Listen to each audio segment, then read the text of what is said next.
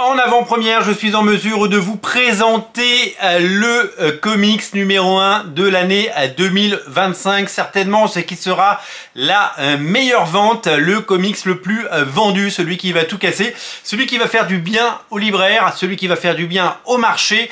Voici The Nice House by the Sea chez Urban, le troisième chapitre de Nice House by the Lake, le phénomène qui depuis plusieurs années maintenant, eh bien, ça a su confirmer son succès. Je vous rappelle que les deux premiers tomes de Nice House by the Lake de James Tynion IV, c'est vendu à plus de 100 000 exemplaires en France.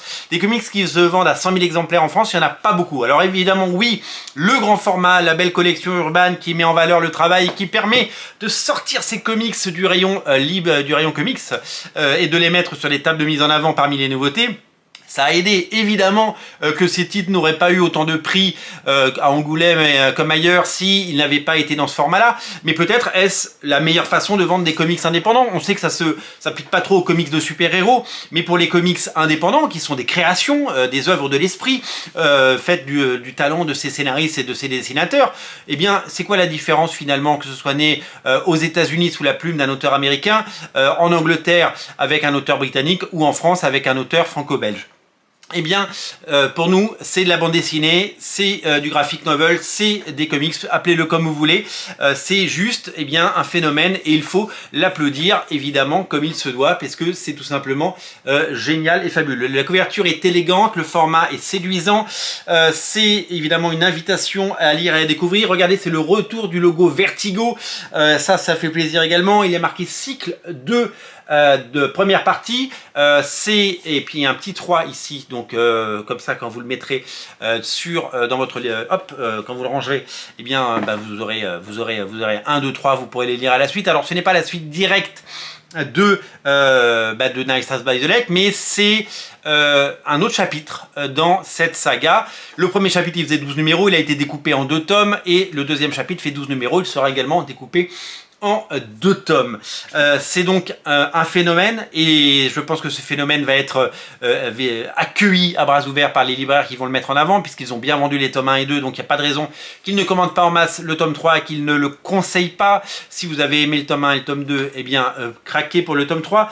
Il faut imaginer ce tome 3, imaginer cette nouvelle aventure, ce nouvel arc comme une nouvelle saison d'une série. Et en ce moment, il y a une série qui vient de se terminer sur Max, sur HBO Max, c'est la série White Lotus. White Lotus, c'est un concept qui s'applique sur 3 saisons, parce qu'il y a 3 saisons pour le moment, et c'est un concept qui marche à chaque fois, qui est décliné avec des similitudes, certains personnages récurrents, mais un casting renouvelé à 99% à chaque nouvelle saison, et avec la même problématique mais avec des personnages différents, des personnalités différentes et surtout des sous-intrigues totalement différentes avec toujours ce côté addictif, super bien fait et super plaisant. Vraiment, c'est tout simplement je pense le meilleur parallèle à faire entre les deux séries, même si on est évidemment dans de la comédie grinçante dans White Lotus et que là on est dans l'horreur apocalyptique, fin du monde, tout ce que vous voulez, puisque si vous connaissez le pitch,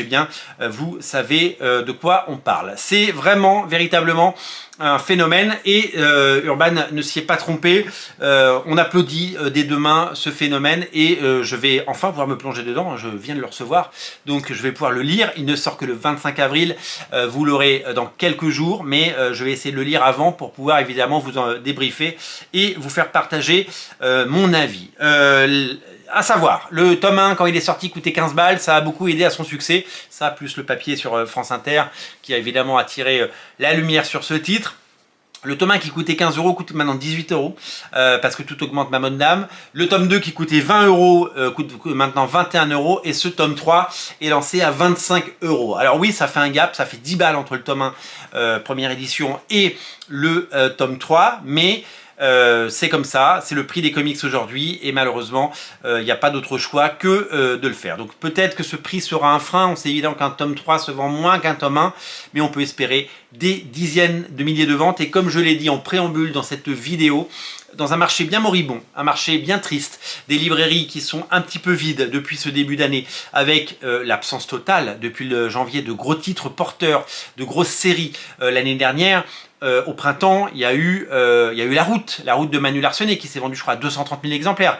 Ok, c'est pas des succès à l'Astérix. Ok, la fin d'année sera belle. Ok, il y a du Astérix. Ok, il y a plein de choses qui sortent. Mais le début d'année, il est difficile. Et un libraire qui ouvre sa boutique et qui attend le client, eh bien, c'est toujours compliqué. Donc là, on se réjouit d'avoir cela. On se réjouit d'avoir ce Nice House by the Sea. Et j'espère qu'il va dynamiter le marché, qu'il va faire du bien. Et que les gens, les lecteurs de comics notamment, qui sont les premiers fans, et quand ils viendront en boutique le chercher, repartiront avec autre chose. Pensez à le prendre chez votre libraire, pensez à faire vivre votre libraire de quartier, c'est très important. En tout cas, c'est séduisant, c'est très beau, on va pas se spoiler. Au dessin, c'est évidemment Alvaro Martinez Bueno, on le cite, j'ai découvert cet artiste sur cette série, c'est un formidable dessinateur, les 2 premiers tomes étaient exceptionnels, c'est à découvrir bien entendu chez votre libraire à partir du 25, vous l'avez vu en premier sur Radio Comics, et j'espère que ce titre sera évidemment séduire votre cœur de lecteur. Merci d'être aussi nombreux à regarder Radio Comics. Merci d'être aussi nombreux à vous abonner. Merci pour votre fidélité. N'oubliez pas de vous abonner si ce n'est pas déjà fait. Je vous dis à très bientôt. Salut, salut, salut.